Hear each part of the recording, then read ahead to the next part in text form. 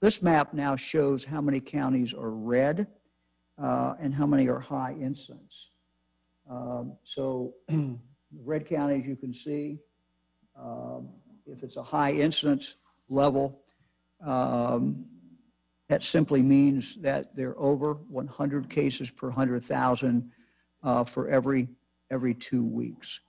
So we're now seeing 51 of our counties that are high incidence counties.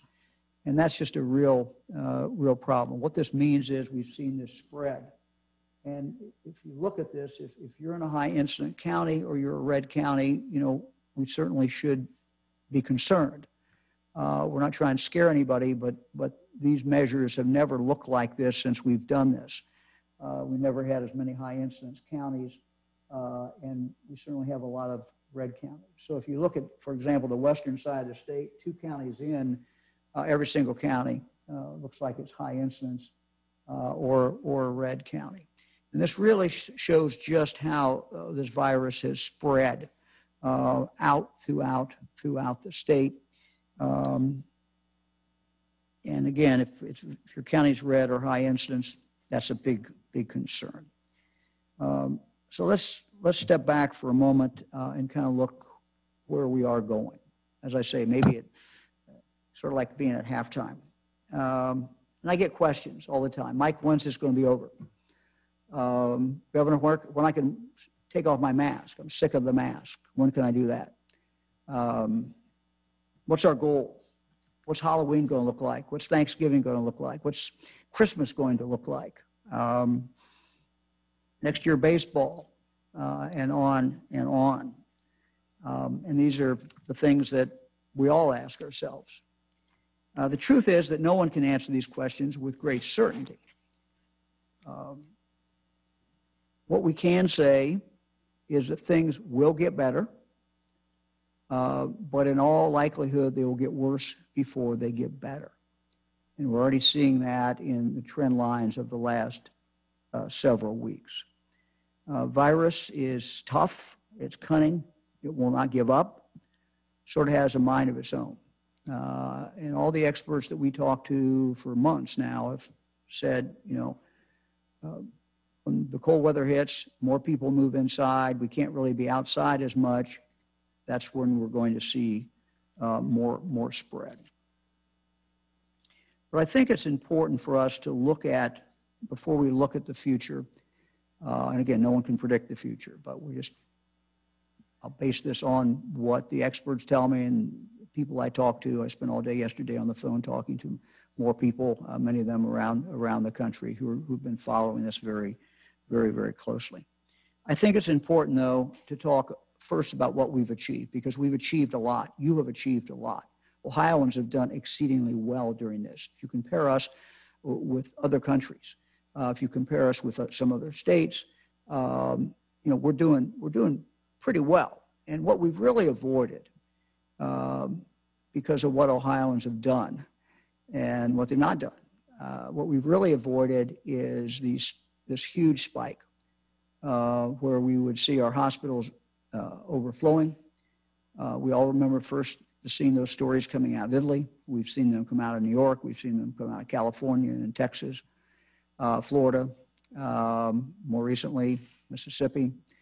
Now we've seen, you know, high incidence up in South Dakota, North Dakota. So despite the great tragedy, 5,000 deaths, many families where both parents are out of work. We've seen small businesses close. We've seen small businesses struggle. We've seen an increase in people with mental health problems. So this virus has certainly not been benign, and we have not been spared, and the people of Ohio have not been spared. But because of what you have done, we've gotten to where we are today, and we're in better shape than we would have been if you hadn't made the sacrifices. So many of you have worn masks. No one wants to wear a mask. We all get tired of it. So many of you kept distance. So many of you have done really the basic things that we know that we have to do. So I'm proud of where we are. Not proud of me, but I'm proud of what you have done. you've really made a big difference. We've avoided these large outbreaks that other countries and other states have seen. We've certainly seen more deaths than we want, more cases than we want. But we're doing well compared to many states and to countries. Let's talk now about the future. What is the future? Again, no one can predict it. But let me just talk about what the experts are telling me and best that I can discern this. We've talked in the past about it could be a tough winter. Could be a tough November, December, January, because we're moving inside. Because we're also now seeing, for the last 2 weeks, some fairly significant spread through the greater part of Ohio at a high rate. Cases up, positivity up, hospital admissions are up. Plus the early first indicators, doctor visits, emergency room visits, people with COVID-like symptoms, these are going up very fast. But I think the thing that we should remember, we can control a lot of this. Can't control it all. Virus is not going to go away until we get the vaccine, until we get the herd immunity. But we can control and mitigate a lot of this. We've done it before, and we can do it again. Ohioans are tough. We're resilient. We're workers. We focus. When the goals are clear, when we set our sights on those goals, when we set our sights on victory, we can, in fact, do it and have done it. To paraphrase something a science reporter wrote yesterday that I read, how we come out of this, the final death toll from COVID-19, for example, how it impacts all of us with jobs and business, will really depend on both what we do, all of us do, right here in Ohio. And it will also depend on how quickly we get the vaccine and, frankly, how well it works. Most of us in Ohio are not scientists. Most of us are not involved in this effort, although some Ohioans are. So we can't, most of us, control that. But what we can control is what we do. Let's talk about what we do know about the vaccine.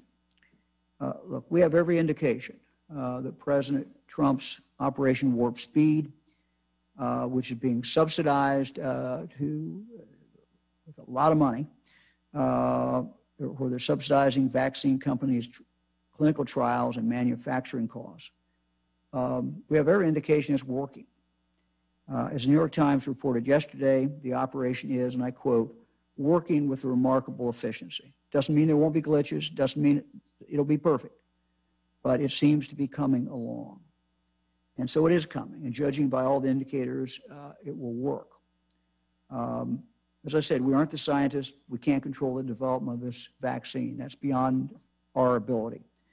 The money's been put in. The right people are working on it, and they're working on it exceedingly hard.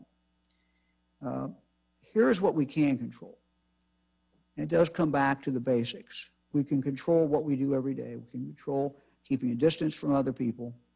We can control whether or not we assume that other people who we are seeing might have that virus and that we back off, keep the distance. We can control, as I said, wearing the mask. We can control whether we keep the distance. We can control whether we wash our hands, whether we take all the normal precautions. And what we do collectively is going to determine, frankly, what the next few months are going to be. If we could get mask compliance up 85, 90% in this state, every county, we would fundamentally change what the next few months will be like.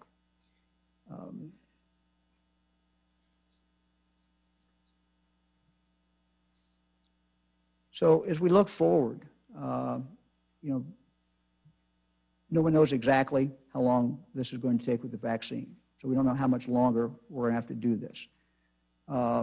But several people I've talked to and the things I can read, you know, indicate that, you know, by summer, this coming summer, you know, we could be in a position where we're getting it out, the vaccine out in a large section of our state of Ohio. What should be our goals as we move forward? We got to keep our economy moving, keeping the jobs we have, creating as many new jobs as we can, keeping our small businesses going. To do that, and to keep our deaths down, and we will have to keep this virus from flaring up. We all want to get through this alive and unhurt so we can be there for our children and grandchildren to celebrate birthdays, baptisms, weddings. Everybody has different goals. For some, it's keeping your kids in school, making it possible for them to play sports, making it possible for them to be in theater, making it possible for them to be in debate, choir, whatever their passion is. What we do in our communities will determine that, because the schools live in that environment. And if we allow that virus to flare up in our community, it is going to go into our schools. And it's the same way with our nursing homes. When nursing homes are hit, they're hit because someone is bringing that in. Not obviously on purpose, but they're coming in. And so that, what's going on in the community reflects what goes on in the nursing home. And so again, wearing masks, keeping a distance in the community will impact our schools, our ability to keep kids in school. It will impact our ability to keep our nursing homes free of the drug, free of the virus, excuse me. Everybody's got different goals. Maybe your goal is to be back in the horseshoe with 100,000 or so of your fellow fans cheering on the Ohio State Buckeyes. Maybe your goal is to be able to go to a busy farmer's market on a beautiful Saturday morning with your family to see your neighbors, pick up some fresh produce. And I will say that that's certainly something that you can do now and is going on if you're careful. Maybe your goal is to be able to hug your best friend who has some medical problem. Whatever your version of the why is, that's what is at stake. And what we collectively do will determine our ability to do this. Our game plan. In every sport, there's a game plan. We have a game plan. Our game plan is to wear a mask when you're out. Wear a mask when you're in a place where you will see others. Stick with our game plan. Execute the plays. This is exactly how we will disrupt the virus's game plan. The virus wants us to get complacent. It needs us to spread it, and it only spreads with our help.